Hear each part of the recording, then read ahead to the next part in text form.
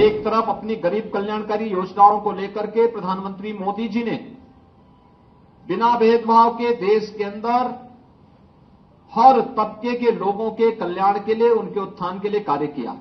लोगों की संपत्ति का सर्वे करवाएंगे और संपत्ति सर्वे करके फिर उस संपत्ति को अपने अनुसार फिर उसका बंदर बांट करेंगे। इसके लिए वह जातीय जनगणना को आधार बना रहे हैं। 65 वर्षों तक शासन किए एससी, एसटी, ओबीसी और अन्य जातियों को इन्होंने उनका अधिकार नहीं दिया। कांग्रेस की मंशा और इंडी गठबंधन का मंशा है अनुसूचित जाति, जनजाति और पिछड़ी जाति के अधिकारों पर डकैती डालना। मित्रों, इंडी गठबंधन और खासतौर पर कांग्रेस और उनके सहयोगी दलों के जो घोषणा पत्र हैं, घोषणा पत्र के विभिन्न प्रावधानों के खतरनाक इरादों की तरफ ही ध्यान आकर्षित करने के लिए आज हम सब जनता जनार्दन का ध्यान आकर्षित करना चाहते हैं। जनता जनार्दन का ध्यान, और खासतौर पर इन मुद्दों को लेकर के एक तरफ 1970 के दशक में तत्कालीन प्रधानमंत्री श्रीमती इंदिरा गांधी जी ने देश को गरीबी हटाओ का नारा दिया था। गरीबी नहीं हट पाई क्योंकि इस प्रकार के कार्यक्रम नहीं थे।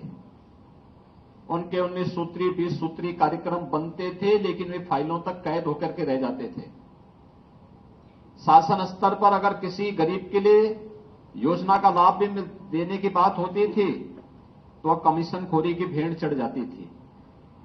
योजना का लाभ चेहरा देख करके देने की जो प्रवृत्ति कांग्रेस ने उस समय प्रदान की थी, कमोवेश वही स्थिति हम लोगों को यूपीए सरकार के सामने और विभत्स रूप में देखने को मिला।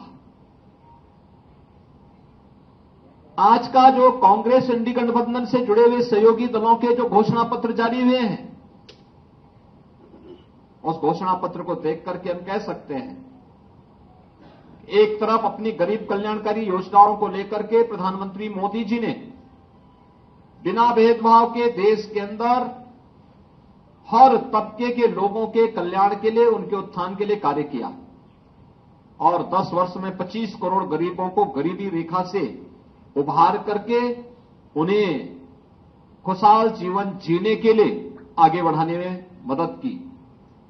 और दूसरी तरफ कोई भी इस प्रकार के प्रमाण कांग्रेस या उसके सहयोगी दल नहीं दे सकते कि जिन्होंने देश के अंदर सर्वाधिक समय तक शासन किया, आखिर इतने लंबे समय तक शासन करके 65 वर्षों से अधिक समय तक देश के अंदर शासन करने के बावजूद उनका पॉलिटिक्स परफॉर्मेंस पर आधारित क्यों नहीं बन पाया था?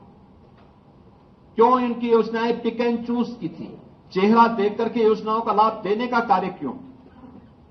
और खासतौर पर अब दादी के दिए गए नारे को पोते के द्वारा किस प्रकार से तोता रटंत की जा रही है कि हम एक झटके में गरीबी हटाएंगे, और गरीबी कैसे हटाएंगे इसका अगर आपको उनके घोषणा पत्र में देखना हो तो यह खतरनाक इरादा भी है और हास्यास्पद भी है।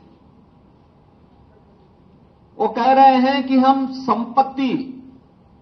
लोगों की संपत्ति का सर्वे करवाएंगे और संपत्ति सर्वे करके फिर उस संपत्ति को अपने अनुसार फिर उसका बंदर बांट करेंगे।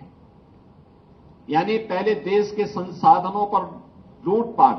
याद करिए, यूपीए सरकार के तत्कालीन प्रधानमंत्री डॉक्टर मनमोहन सिंह जी ने अपने एक अभिभाषण में इस बात का उल्लेख किया था कि देश के संसाधनों पर पहला अधिकार मुसलमानों का है। हमारा कहना है देश के अंदर भारतीय जनता पार्टी ने 4 जातियों की बात की।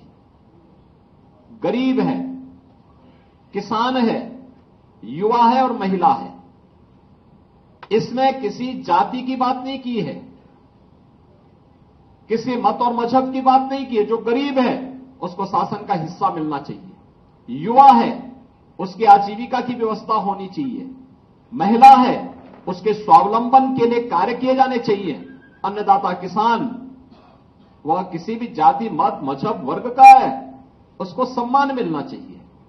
ये भारतीय जनता पार्टी जहां इसकी बात करती है, वहीं कांग्रेस कहां से प्रारंभ कर रही है? वह संपत्ति का सर्वे करवाएगी, संपत्ति का सर्वे करके फिर उसका बंदर बांट करेगी। यानी अपनी पुरानी उस प्रवृत्ति में कहां लेके जा रहे हैं कि पहला अधिकार किसका है, और फिर वहीं से उनकी शुरुआत हो रही है। इसके लिए वह जातीय जनगणना को आधार बना रहे हैं। 65 वर्षों तक शासन किए, एससी, एसटी, ओबीसी और अन्य जातियों को इन्होंने उनका अधिकार नहीं दिया, उससे उन्हें वंचित किया। और याद करिए 2004 से 2014 के बीच के कांग्रेस के शासनकाल को, जब उन्होंने उस समय लक्षित हिंसा विधेयक लाने का कुत्सित प्रयास किया था। बहुसंख्यक समाज की भावनाओं को कुचलने के लिए, उनकी अभिव्यक्ति की स्वतंत्रता को दबाने के लिए एक कुत्सित प्रयास किया था। भारतीय जनता पार्टी के भारी विरोध के कारण वह उस विधेयक को पास नहीं कर पाए थे। भारत के प्रति इनकी मानसिकता क्या है? और इसके बाद इन्होंने अनुसूचित जाति, अनुसूचित जनजाति और पिछड़ी जाति के हकों पर डकैती डाल करके उनके आरक्षण में भी किस प्रकार से घुसपैठ करने का प्रयास किया था। इसके लिए रंगनाथ मिश्रा, जस्टिस रंगनाथ मिश्रा, जो पहले सीजीआई थे, चीफ जस्टिस ऑफ इंडिया थे, बाद में कांग्रेस के सांसद बने, उनकी अध्यक्षता में जो कमेटी बनाई गई, उस कमेटी की सिफारिश कांग्रेस की मंशा के अनुरूप देश के अंदर लागू करने के कुत्सित प्रयास हुए थे, जिसमें एससी, एसटी और ओबीसी के आरक्षण के अधिकार को जबरन कुछ वर्ग विशेष को देने के कुत्सित प्रयास इन्होंने उस समय प्रारंभ किए थे। और फिर सच्चर कमेटी की रिपोर्ट में भी दलितों के, अनुसूचित जाति, जनजाति के आरक्षण में घुसपैठ करके एक हिस्सा इसको भी मुस्लिम वर्ग को जबरन देने के कुत्सित प्रयास किए गए थे, जिसका उस समय भारी विरोध हुआ था। यानी कांग्रेस की मंशा क्या है? कांग्रेस की मंशा और इंडी गठबंधन का मंशा है अनुसूचित जाति, जनजाति और पिछड़ी जाति के अधिकारों पर डकैती डालना, और इसके लिए वे सरकार में आना चाहते हैं। इसके लिए जातीय जनगणना कराना चाहते हैं। इसके आधार पर समाज को, पहले जातीय जनगणना के आधार पर बहुसंख्यक समाज को आपस, सामाजिक ताने बाने को छिन्न भिन्न करने का प्रयास करेंगे, आपस में विभाजित करेंगे, और फिर उसके बाद उनके आरक्षण के अधिकार में जबरन उसका बंतर बांट करने का काम भी इनके द्वारा करने का प्रयास होने जा रहा है।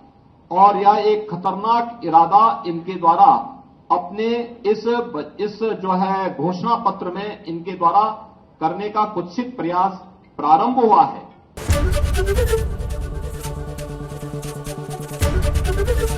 एबीपी गंगा, खबर आपकी, जुबान आपकी।